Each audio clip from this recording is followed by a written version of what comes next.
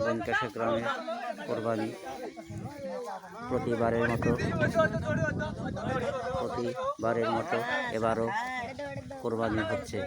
গরুটি কয়েকজন মিলে ধরেছেন।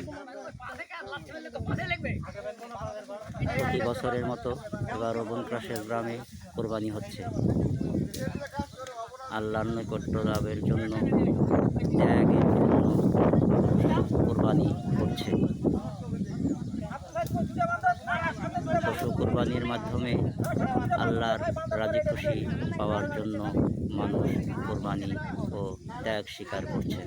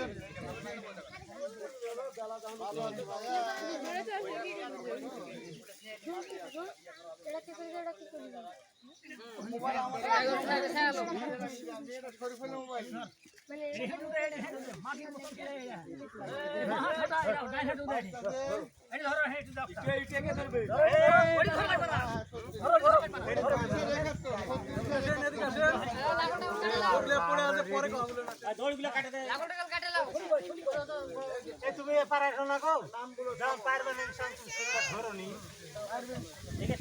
পারলে তো হয়ে গেল।